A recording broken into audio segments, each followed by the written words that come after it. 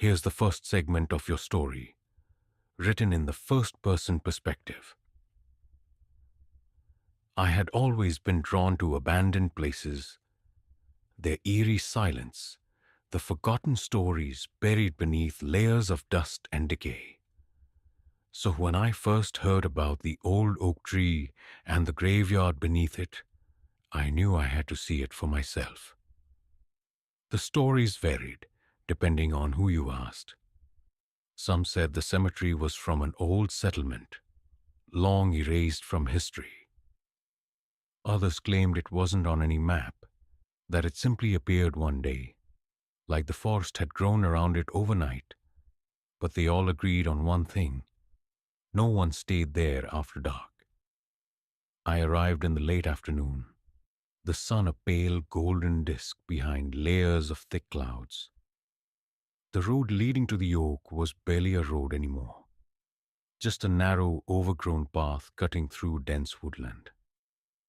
The deeper I went, the quieter it became. No birds, no rustling of leaves, just the sound of my own breathing and the crunch of dry twigs underfoot. And then I saw it, the tree. It was massive, its gnarled roots twisting out of the earth like skeletal fingers. Its branches stretched outward, casting shadows that seemed too long for the fading light. Beneath it, half buried under dead leaves and moss, were the gravestones. They were old, some broken, others so worn down by time that the names had vanished. I felt a chill, but I told myself it was just the wind. I stepped closer, brushing off a thick layer of dirt from one of the stones. The letters carved into it were deep but unfamiliar. Not in English, not in any language I recognized. A sudden gust of wind sent a shiver through my spine. The temperature had dropped noticeably. I glanced around, suddenly aware of how alone I was. But was I? A faint whisper. At first I thought it was the wind sifting through the trees. But as I listened, I realized it wasn't. It was a voice. Low, barely audible, but unmistakable. I turned sharply, my eyes scanning the tree line. Nothing. I exhaled, forcing a chuckle. Just my imagination, I muttered, though my pulse had quickened. Then I noticed something odd. The ground around the tree. It was uneven, as if something had been recently disturbed. A fresh mound of earth right between the older graves. I crouched down, running my fingers through the soil. It was soft. Too soft. Someone had been digging here. I swallowed hard. Maybe it was just an animal. Maybe a creak. I looked up. The branches of the oak swayed gently, though there was no breeze. The whispering sound came again, closer this time. And then I saw it. A figure standing just beyond the tree, half hidden in the shadows, watching me. I froze. My breath caught in my throat as I tried to make sense of what I was seeing. The figure stood completely still, just beyond the reach of the fading light, its outline barely distinguishable against the darkness of the trees. My mind raced through possibilities. An animal, a trick of the light, my own paranoia getting the best of me. But deep down, I knew better. Someone or something was there. I wanted to call out, to demand an explanation, but my voice refused to come. The silence pressed in around me, so thick it was suffocating. Then, just as I convinced myself I had imagined it, the figure moved. Not with the awkward hesitation of a lost traveler or a curious onlooker, but with a slow, deliberate shift, as though it had been waiting for me to notice. I stumbled back, my foot catching on a loose stone. My hands hit the damp earth as I fell, sending a sharp jolt through my body. I barely registered the pain, my eyes locked on the figure as it took a step forward. The whispering returned, louder this time. Not from the figure, but from all around me, threading through the air like a breeze that carried voices instead of wind. I pushed myself up, my hands shaking. The shadows stretched unnaturally, as if they were moving on their own, shifting in ways that defied the dimming light. I needed to leave. Now I turned sharply, ready to run, but the moment I did, the ground beneath me gave way. My legs sank into the fresh mound of earth, the soil collapsing like something had been hollowed out beneath it. Panic surged through me as I struggled to free myself, my hands clawing at the ground for leverage. The soil was wet, almost sticky, clinging to my skin as I yanked my leg free. And then the smell hit me. Rot. Thick putrid decay that curled into my nostrils and made my stomach twist. I gagged, stumbling backward just as something pale surfaced from the disturbed earth. A hand. Fingers curled unnaturally, the skin stretched taut and waxy over bone. A wedding band still clung to the swollen knuckle, dull and caked with dirt. My pulse thundered in my ears as I scrambled away, the earth shifting as if something beneath it was stirring. The whispering swelled, turning into a chorus of overlapping voices, frantic and pleading. I covered my ears, but it didn't help. The words weren't just around me. They were inside me, burrowing deep into my mind. Leave. I didn't need to be told twice. I turned and ran, my heart pounding as I stumbled over roots and uneven ground. The branches above twisted like skeletal arms, the shadows chasing me as the whispers followed, growing more desperate with every step. As I neared the edge of the graveyard, I dared one last glance over my shoulder. The figure was gone, but in its place, standing among the graves, were dozens of others. Silent, watching, waiting. I didn't stop running until I was far from the graveyard, my lungs burning, my legs trembling beneath me. But even as I leaned against a tree, gasping for air, I knew I couldn't just leave it alone. That place, whatever it was, wasn't just an abandoned cemetery. Something was buried there, something restless. And now that I had disturbed it, I wasn't sure it would let me walk away so easily. The whispers had stopped, but the echo still rang in my head. And the sight of those figures, standing motionless among the graves, was burned into my mind. Who were they? Were they the dead, refusing to be forgotten? Or something worse? I had to know. The rational part of me screamed to turn back, to pretend none of this had happened.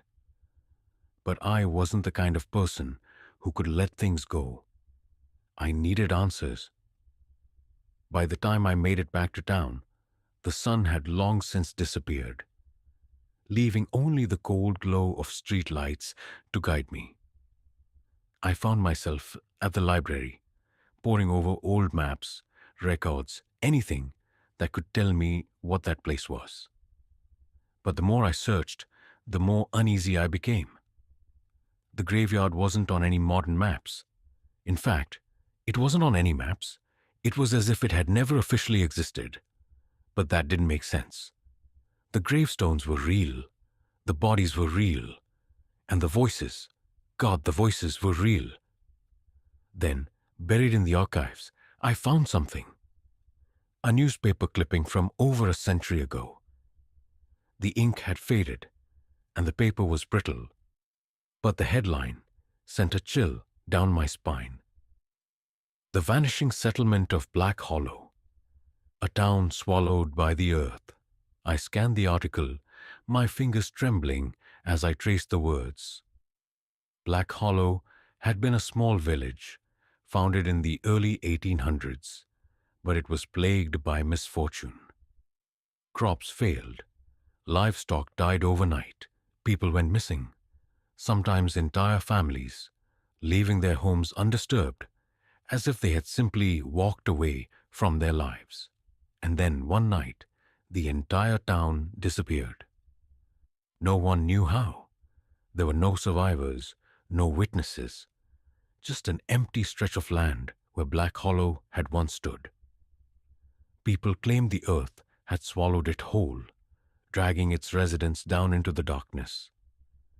Others whispered about something older, something beneath the town that had finally awoken. My mouth went dry as I read the final lines of the article. The only thing that remained was the old oak tree and the graveyard beneath it. I felt a chill crawl down my spine. That was it. That was the place. The town hadn't disappeared. It had been buried, and I had stepped right into its grave. A sound made me jump, a soft rustling, like the turning of pages. But I was alone. The library was empty, save for the rows of books and the dim glow of the desk lamp. I swallowed hard, trying to shake the feeling that something was watching me. I glanced down at the newspaper one last time. Someone had underlined a passage in thick, dark ink. The pressure so deep, it had nearly torn the paper. The dead do not rest in Black Hollow. They wait. The lights flickered, and somewhere behind me, I heard the faintest whisper. My name. I didn't sleep that night. Every time I closed my eyes, I saw them. The figures standing among the graves, their hollow gazes fixed on me. I could still hear the whispers, even in the silence of my room, as if they had followed me home. No matter how much I tried to convince myself that it was just my imagination, I knew the truth. I had disturbed something at that graveyard, and it wasn't finished with me yet.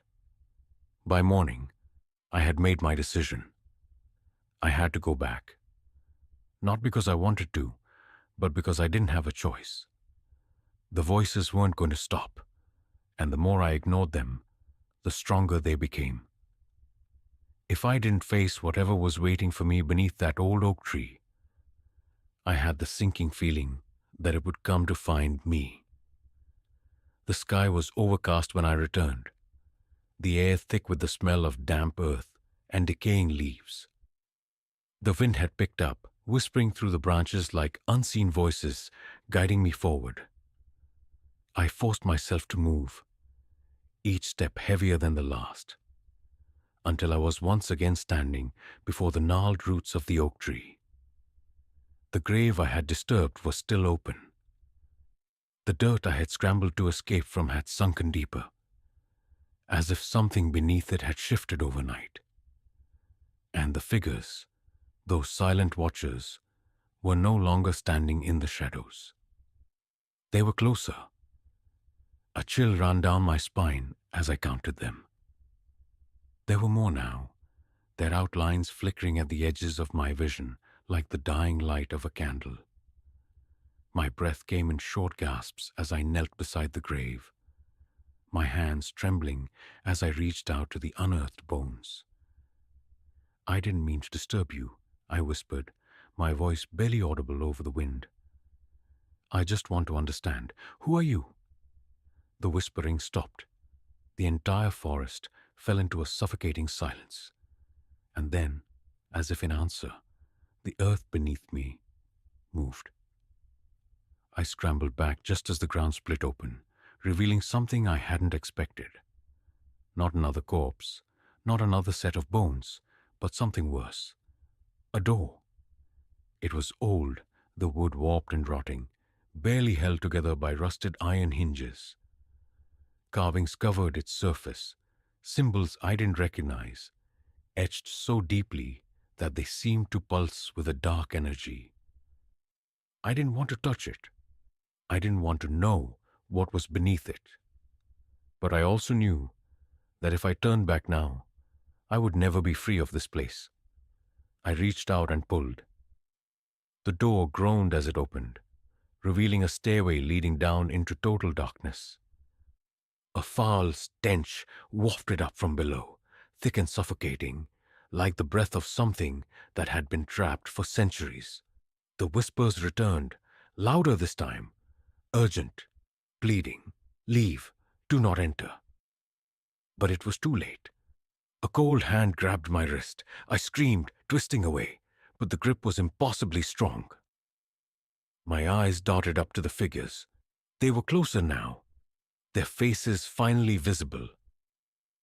And what I saw made my blood run cold. They weren't just ghosts. They were the people of Black Hollow. Their hollow eyes stared at me, their mouths moving soundlessly, as if they were trying to speak, but had long since lost the ability to do so. And then I understood. They weren't warning me about what was inside. They were keeping it in. The thing beneath the door shifted. A deep guttural growl echoed from the darkness below, vibrating through my bones. The air turned freezing, my breath coming out in thick white clouds. I had made a terrible mistake. With a sudden jolt, the hand released me. The spirits stepped back, their faces twisted with something that looked like sorrow. Or maybe regret, because now it was free. The door burst open completely, and the darkness inside surged forward like a living thing. The last thing I heard before everything went black was the sound of something crawling up the stairs, its nails scraping against the stone, and a voice, low, ancient, and filled with hunger, whispering, "You should have left it buried."